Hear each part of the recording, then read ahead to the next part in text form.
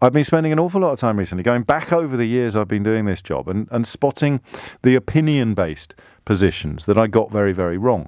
And I used to think, this is amazing. This isn't in the top secret project that I'm not allowed to mention to you yet, but will be published on October the 22nd in all good bookshops.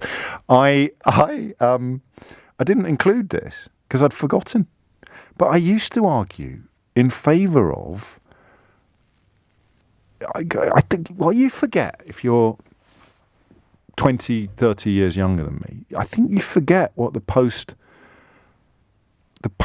9 September the 11th landscape looked like. And I say this very carefully because we are, of course, receiving reports of an explosion in Paris at the moment. That's all I know.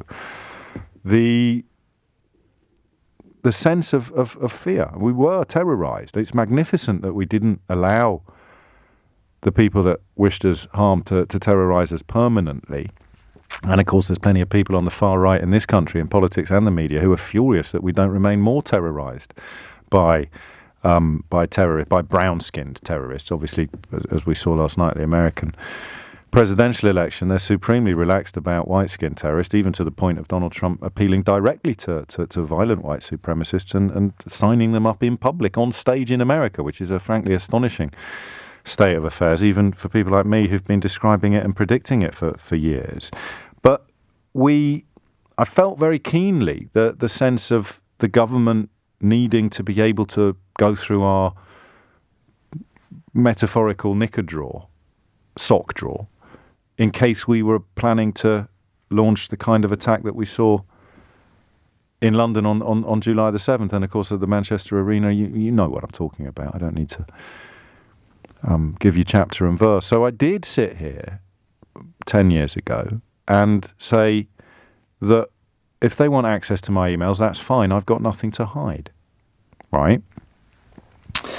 And although that was true, I don't feel that way now, because what I've seen in Britain and America, of course, is very malevolent political forces rising to the top. And suddenly you realise the reason why you can't let governments go through your metaphorical sock drawer when they are not malevolent or malign and they don't wish you harm is that those laws and those rules will remain in place when a government gets to power, where government gets elected, that is disgusting and malevolent. Look me in the eye and tell me what Donald Trump wouldn't do to protect himself, even if it involved breaking laws, infringing liberty. We've got a government in this country that yesterday voted to free itself up to break laws that it only passed in January. It's incredible, to break international law. So that's why I changed my view on the wisdom, because I felt it was a self-protection. There's a quote that is often attributed to Voltaire, although I think it might be one of those ones that turns out on closer inspection not to be true. But it's something along the lines of the man who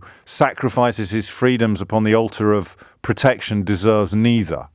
And that resonates with me now a lot more than it did back then, because back then I felt, and I worked this out actually this morning, I thought that my emails were somehow different from my physical communications. So if you're sitting there thinking, well, it's fine for the government to go through my email account, or it's fine for the government to check my social media, then you should also leave your door unlocked, or at least invite government officers in to go through all of your belongings, to rifle through your files, to go into your granddad's safe, to go and dig up the garden, to go into the shed and unlock that box that you've been wondering. Do you see what I mean? I had this generational disconnect between technological communications and what you might describe as physical communications.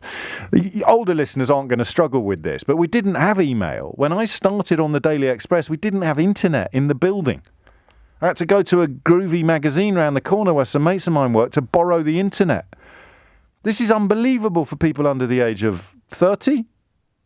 We didn't have it. So when I had conversations on this programme about emails, I wasn't thinking of them in the same way that I now do. I now think of them as being exactly the same as letters. I wouldn't want the government to go through my mail any more than I'd want it to go through my house or my briefcase.